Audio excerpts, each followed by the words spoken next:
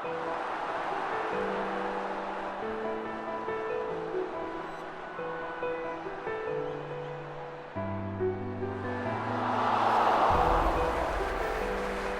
was born in a day where my father had a match. My daughter was born when I had a match, and my son was born when I had a match. That's been my life. There are many ways to be or not to be. In my case, to be. In other cases, of not to be. You have many examples of people with apparently all the conditions to be, and then in the end they are not. Without one area of the formation, you are not complete. And I used to divide it in three parts. One is the academic formation. One is your experience and your understanding of the game that comes from the experience you had in the game. So I think people that they were big football players, they have this part that I think is also very, very important. And the third part is your talent. That doesn't come from the formation, is your talent. It's like the School of Arts, for example. You know, person can go to the best School of Arts, but then if you are not meant to be, you are not going to be. And that's for me the most important part of it. Is in your blood, is genetic, is in your DNA. Do you have the talent or you don't have the talent?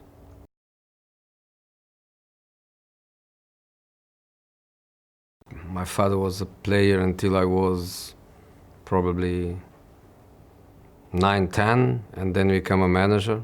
So when he was a manager and I was on my 12, 13, 14, I was going into his world, and the kind of discussion I was having with him, the kind of little jobs he was giving me in a generation where the coaching staffs were not like today, and at that time was about the manager and probably one assistant, and that's it.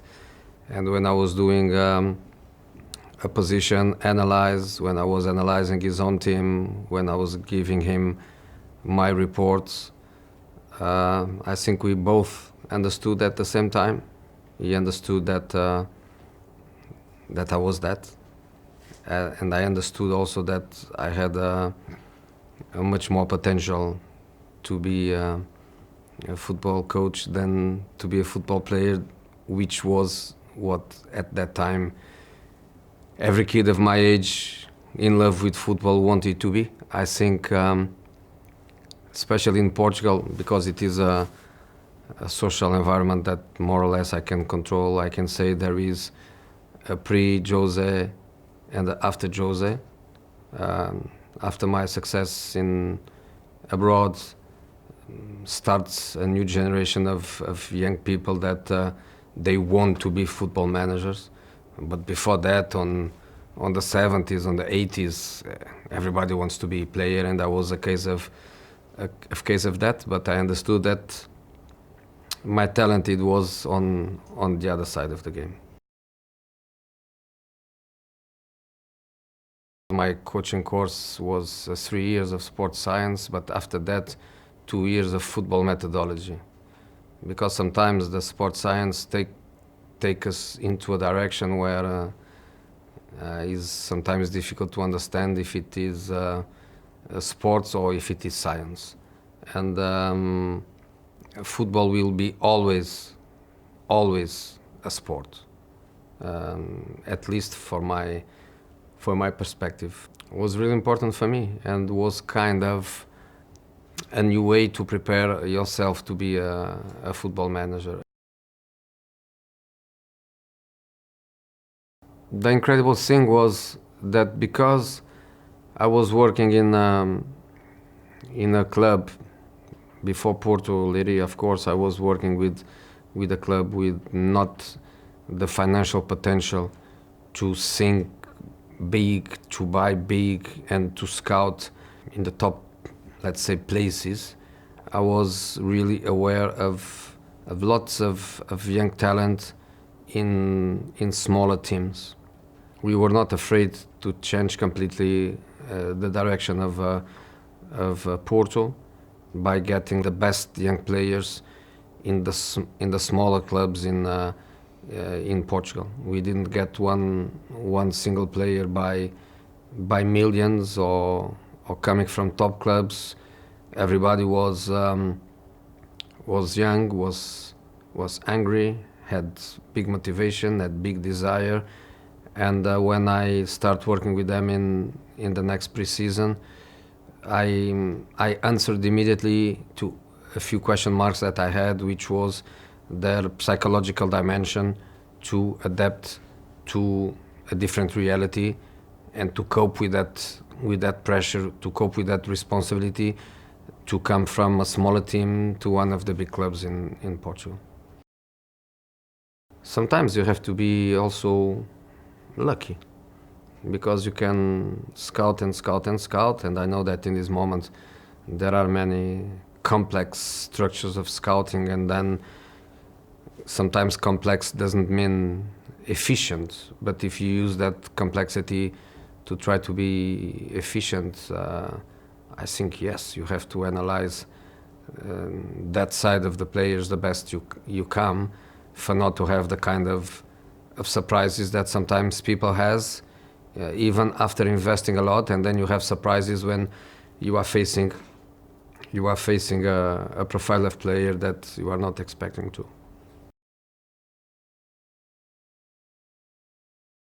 I remember that my question mark at that time was how that group of players were going to face the atmosphere of an European final, and I was trying to analyze it since the moment we land in Sevilla, with everything around the final that was there. I played the final, an European final, before that, when I was in Barcelona, and only my Portugal keeper, that was also with me in Barcelona at that time, had that experience of playing an European final. And everything around, when you land, the hotel, the people, the number of fans, the crazy atmosphere in the city, the opposite fans. Let's see how these guys are going to react. I felt them reacting in the best possible way. And I felt that win or not win, you cannot control, but you can control the way you are going to play, you are going to pace the final. I understood immediately that the boys were ready. We were winning 1-0 and they equalized, and then we were winning 2-1, and then they equalize again, and then you go to extra time, and it's hard, even for us from the outside is really hard, because a final is, in the majority of the career, especially when you are in Portugal, you think that probably is now or never. You think that is a unique occasion. We were far to imagine that 12 months later we were all playing a Champions League final. So we look to that match as that's the match of our life, that's the match of our career. We can take an European Cup to our country and to our careers, and even our careers, if you want to think about yourself, can explode with that achievement.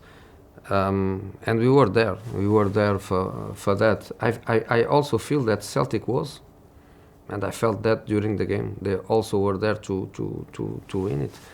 That's why it was an absolutely fantastic final.